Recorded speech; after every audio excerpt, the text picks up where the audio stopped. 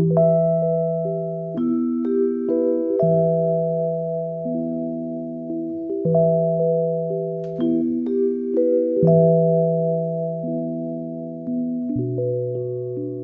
y a des gens qui vont toujours être en train de se plaindre, dire oh, moi j'ai mal là, j'ai mal là, j'ai mal là, j'ai mal là. Moi, c'est pas mon tempérament.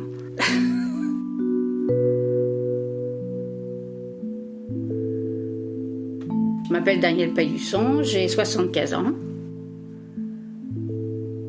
Vieillir, c'est pas toujours facile.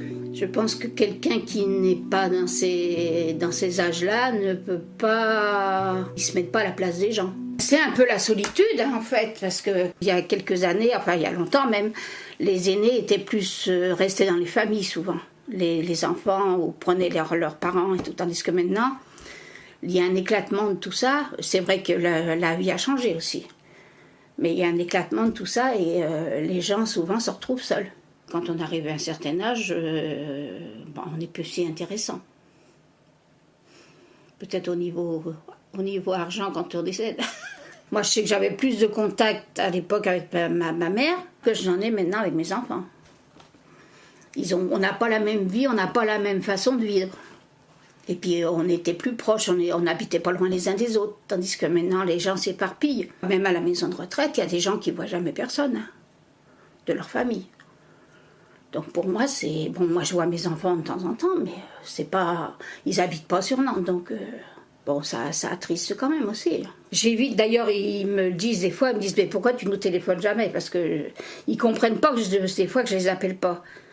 Mais moi, je me dis, je peux pas toujours les déranger non plus. Bon, si je les appelle, ils sont contents, mais j'ai toujours peur de déranger. Est-ce que vieillir, c'est forcément synonyme d'isolement? Je pense, dans beaucoup d'endroits. Oui. Il faudrait que les mentalités changent, je pense. Que les plus jeunes prennent aient conscience, en fait, que le vieillissement, c'est pas toujours facile. Ils se rendent pas compte que... Bon, on se rend compte quand on vieillit. Nous, on s'en rendait peut-être pas compte pareil non plus, mais je sais pas, le contact n'était pas le même que maintenant. Quand on commence à partir en retraite, on s'en rend pas trop compte parce qu'on garde quand même des activités, on sort, on peut encore sortir, aller et venir. Quand la maladie ou la douleur ou les inconvénients de la vie vous empêchent de vivre normalement, c'est là que ça devient le plus dur en fait. Parce que tant que vous pouvez aller et venir, que vous avez des amis, que vous sortez, ma foi, ça va quoi. Où j'habitais avant, j'étais toute seule et comme je ne peux pas sortir beaucoup, je ne peux pas marcher loin, donc je m'ennuyais. L'ordinateur, c'était toute la journée, bon, ça a commencé à bien faire. Et puis j'ai dit à mon fils, j'ai dit, bon écoute, moi je ne peux plus rester comme ça, je m'ennuie trop, donc il faut que je trouve une solution.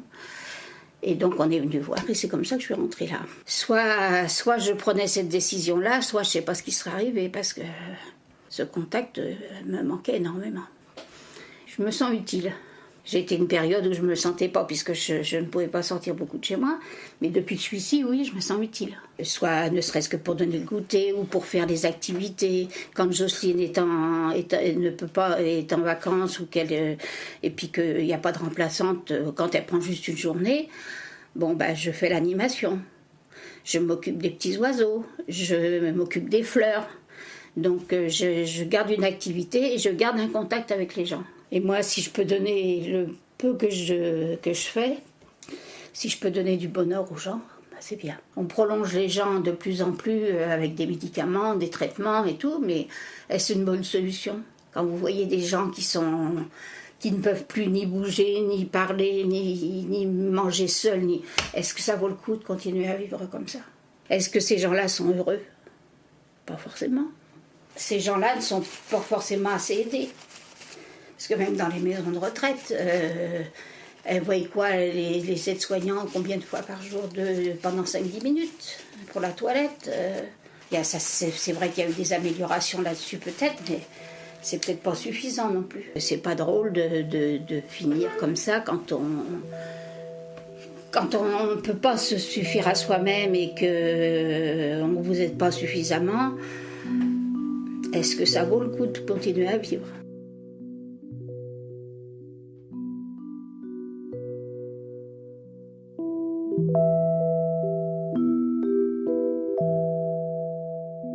Vieillir, pour nous, vieillir, c'est... on ne se voit pas vieillir, en fait. Vieillir, pour nous, c'est pas un problème. Il y a des petites contraintes, il y a les problèmes de maladie. On a quand même fait 4 cancers à nous deux, c'est déjà pas mal. Mais seulement nous en sommes sortis aussi parce que nous étions tous les deux. Je m'appelle Bosque, prénom Baudouin. J'ai 83 ans depuis quelques jours. Nous, on se sent bien. Ça, moi, c'est vrai, je dis qu'on passe une bonne vieillesse. On a la chance de vieillir et de vieillir ensemble. Combien de personnes de nos âges sont disparues depuis un bon bout de temps? Nous avons cette chance. Je me prénomme Annick. Je suis née en 1939 dans une petite commune de Loire-Atlantique. Mes parents étaient agriculteurs. Ça fait 30 ans. 30 années que nous vivons ici, dans cette maison. C'est où, 30 ans de retraite? Être vieux, c'est quoi? Vous ne nous verrez pas sortir le soir. Si une fois dans l'année, on va au vœu du maire. Enfin, ils ont lieu à 19h. On ne fait plus de soirée, c'est rare qu'on ait ici. Quelquefois, on a quelqu'un le soir. Ça arrive de temps en temps. Mais c'est une chose qu'on a supprimée. Parce que ça ne convient plus à notre âge, c'est tout. C'est-à-dire à nous de nous adapter à notre âge. Et agir suivant l'âge que nous avons. Il est évident que même à 60 ans, on ne va pas lever les gambettes comme à 20 ans. Nous, on voit les gens de notre âge, on fréquente des gens de notre âge, bien sûr. Je pense qu'il n'y a pas de malheureux, en fait. Il n'y a pas trop de problèmes, mais je pense que les gens sont heureux. Maintenant, en ville, est-ce que les gens ont tous la même possibilité? Il y a quand même beaucoup de gens en état de précarité. Quand on entend des personnes en ville qui sont mortes toutes seules, qui ont été restées 300, le cadavre pendant 3 mois ou je ne sais, dans les appartements, je ne pense pas qu'à la campagne, ça se produirait. Je pense que pour nous, pour ma femme comme pour moi, la vie en milieu rural, la vie à la campagne, ça s'impose un petit peu, quoi. Autour de nous, il y a des gens qui ne sont pas bien portants ou autres. Tous les jours, on veille, on regarde la maison, si ça a été ouvert, si ça ne l'a pas été. Si c'est pas ouvert les persiennes aux heures habituelles ou autres, on y est. C'est le privilège de ça. Alors quand les gens en appartement dans un immeuble, attends. On est entouré d'amis, on est entouré de la famille, on est entouré des connaissances. Moi, j'ai vécu 13 années au conseil municipal, de très bonnes années avec des bons copains, des trucs comme ça.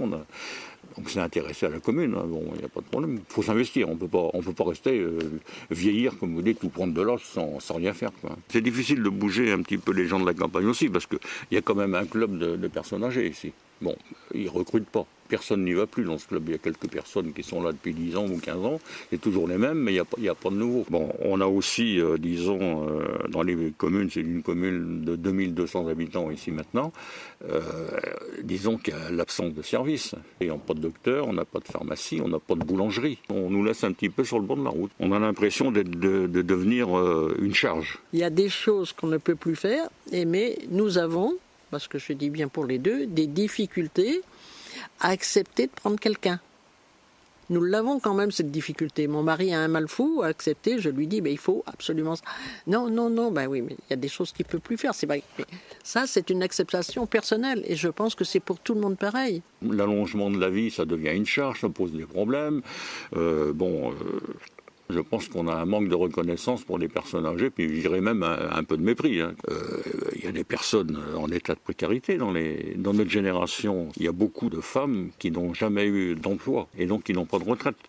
Et donc souvent les veuves ont donc la retraite de reversion du mari et des toutes petites retraites. Je pense qu'on ne fait pas tout ce qu'il faudrait pour ces personnes. C'est un fait que c'est vrai.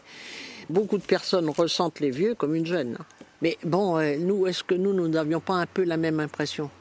Nous l'avions peut-être un peu, mais ça nous était plus facile parce que dans beaucoup de maisons, nous avons des générations précédentes où la personne âgée restait dans sa maison. Et moi, je dois reconnaître que pour ma mère, c'était indu, ça. Nous n'aurions pas pu la mettre en maison de retraite. Elle a eu la chance de ne pas y aller parce que nous avons repris la maison. Mais sinon, c'est ce qui lui serait arrivé. Pour nous, ça a été plus facile, si vous voulez, parce qu'on était encore élevés avec cette mentalité-là. Mais ce qui n'est plus le cas aujourd'hui. Je ne vois pas un couple en ville, même si les enfants ont quitté l'appartement, qui puissent prendre des parents. Ce que nous avons vécu. Ce que nous avons connu de ce que nous avons vécu. Et c'est un fait que les jeunes d'aujourd'hui, on ne les emmène pas.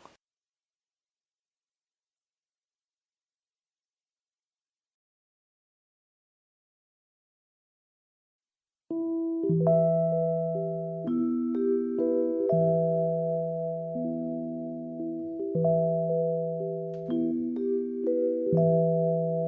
on vieillit, on est tous pareils. On a moins de ressources, on a moins de force, moins d'idées aussi. Je m'appelle Yvonne et j'ai 86 ans. Je suis née le 9 avril 1931 à Chanteau. Et maintenant, j'habite la Haye-Foissière. Je suis pas dans le bourg, mais je suis à la porte du bourg. J'ai perdu beaucoup de force. Autrefois, j'avais un jardin.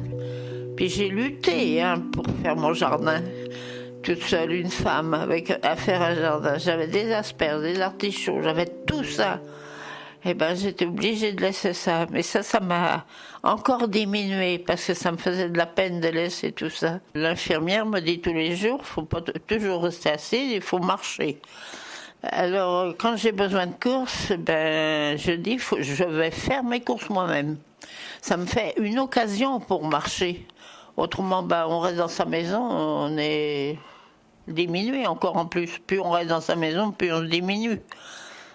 Une femme qui se trouve toute seule en pleine campagne, c'est dur ça. Ça c'est dur. Mais là, j'ai un tempérament à vivre seule. Et j'ai tendance peut-être trop à ça. Mais c'est plus fort que moi. Je me sens bien comme ça, toute seule. On est quand même mieux chez soi qu'ailleurs. Par exemple, vous n'allez pas me renfermer dans une maison de retraite ou dans un truc comme ça, c'est pas la même chose. La vie n'est pas la même. Vous savez, les gens sortent de leur chambre, ils viennent à table, ils mangent, et puis après ils s'en retournent dans leur chambre. Mais moi, c'est différent. Parce que je fais ce que je veux. Si j'ai envie de faire ma lessive, je la fais. Si j'ai pas envie de la faire, je l'attends le lendemain. Et ça regarde personne. Je suis toute seule, c'est très bien. J'ai quand même des voisins. Ma voisine vient régulièrement me voir.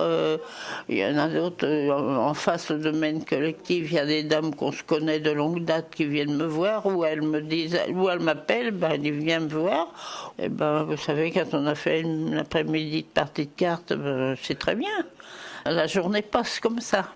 Dans le village, on voit des fois des jeunes, ils n'ont même pas de respect, ils ne vous disent pas bonjour, on leur dit bonjour, ils ne répondent pas, ils ne vous connaissent pas. Par contre, il y en a d'autres qui sont très gentils, qui ne passeront pas devant moi sans me dire bonjour. Il y a une petite jeune fille qui va chercher son pain tous les jours, elle passe devant ma maison, devant ma porte. Elle me dit, Yvonne, mon prénom c'est Yvonne, elle me dit, tu as besoin de pain, je m'en vais chercher du pain. Elle revient, je vais aller faire des courses tantôt. Si tu veux quelque chose, tu me le dis, je vais te le rapporter. Mais c'est très rare. Ils ne savent pas ce qui leur attend. Ils vieilliront, eux autres aussi. Et ils seront peut-être contents d'avoir quelqu'un qui s'occupe d'eux et qui s'intéresse à eux. Mais ils n'y pensent pas, ils sont jeunes, ils n'y pensent pas. C'est ça. Et comment faire pour leur apprendre ça? C'est pas facile. J'ai des enfants qui sont très gentils avec moi, j'ai rien à leur reprocher. Mes enfants m'ont jamais laissé.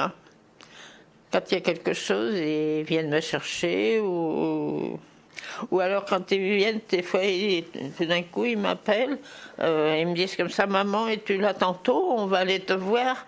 Ou le dimanche, des fois, ils disent, si on va aller te voir dimanche, mais tu t'inquiètes pas, on va aller manger avec toi, mais on a tout ce qu'il faut. Mais cherche pas, on ne fait rien, on a tout ce qu'il faut. Ils s'amènent avec tout le manger, puis ce qui reste, tu gardes ça, puis ça sera pour toi. Moi, je trouve que c'est formidable. Moi, j'ai des enfants formidables. C'est important, ça. Il faut penser qu'il y a plus malheureux que soi pour vivre heureux. Il faut réagir comme ça.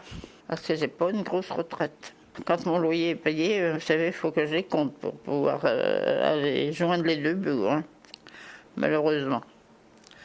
C'est ça qui me peine le plus. Et je suis comme les autres, j'ai besoin de payer l'eau, l'électricité, je lave mon linge, il faut bien que de la lessive. Ah oui, je suis trop limitée, quoi. Je ne peux pas faire ce que je veux.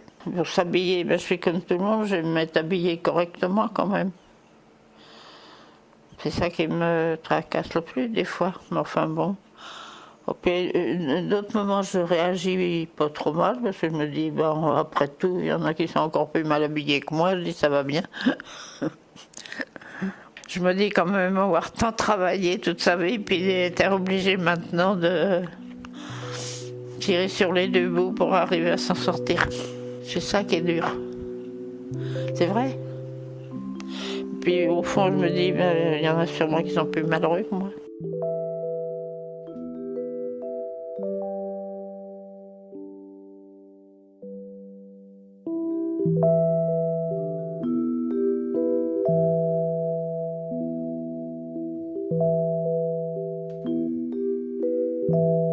C'est pas tellement bon, de toute façon, à vieillir, parce qu'il y a le mal de dos, il y a ça qui vient, quoi.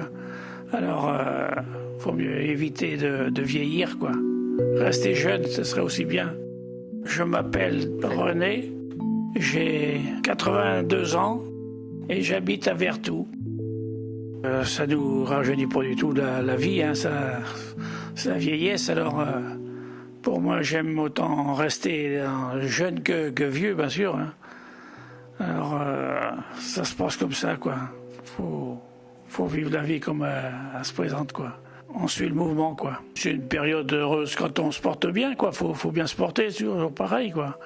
Alors, oui, c'est pas mal, quoi. Moi, je suis tout seul maintenant. Depuis que j'ai perdu ma femme, là, oui, je me sens triste. Ça, c'est sûr qu'elle me manque bien. Oui, ça fait 2 ans, mais elle me manque, ça c'est sûr. Alors depuis ce temps-là, c'est long. Oui, ça c'est sûr. Ça fait long un petit peu à la maison, quoi. Je fais des lectures ou des trucs comme ça, quoi, mais autrement, c'est bien long, la vie. Oui, de rester seul. Je vais faire un petit tour à pied de temps en temps, quoi. Ça fait du bien, ça. Je fais 2 ou 3 kilomètres, alors ça me change les idées un petit peu, quoi. Ça me permet de me maintenir en forme. Mais maintenant, la vieillesse, c'est dedans, c'est le dos, c'est ça qui commence à être dur, quoi. On voit moins de monde, après, les copains sont partis d'un côté, moi de l'autre. Et ça change la vie, ça c'est sûr. On reste un petit peu... l'isolement, quoi. Enfin... Que voulez-vous qu'on y fasse? J'ai des fois mes enfants qui viennent me voir, tailler mes haies, tout ça, et ils viennent me donner un coup de main. Alors, c'est bien. Enfin, ils sont pas toujours là, eux non plus, ils travaillent. C'est pas leur rôle à eux, c'est toujours pareil. Ils restent jeunes, alors ils veulent vivre dans la même société qu'eux, quoi.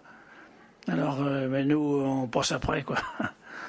Oui, voilà. Alors, les jeunes sont bien sympas, ça faut pas dire, mais ils font leur vie eux aussi, c'est toujours pareil. C'est une ménagère qui vient faire mon ménage. Après, elle me donne un coup de main à faire tout ce que j'ai à faire. Après, on fait les courses en même temps, 1 heure. Voilà. Après, tout est fait. Et on se sent bien après parce que les courses sont faites, c'est bon. S'il faut aller à pied, il y a 2 bons kilomètres à faire, oui. Alors, ça fait long. Quand les gens commencent à plus à suivre... Comme mes enfants, ils veulent plus que je conduise, je suis trop vieux, non, c'est trop vieux, t'es du danger. Alors, je ne conduis plus. La voiture est dans le garage. Alors, c'est pas marrant.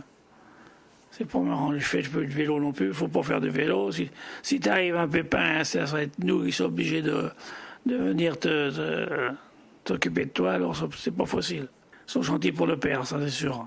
Moi, je fais ce que je peux, je vis tout seul, c'est bien. Mais j'aime bien rester à la campagne quand même parce que c'est facile pour marcher, tout ça. C'est la tête joue un petit peu, quoi, avec ça, avec la nature.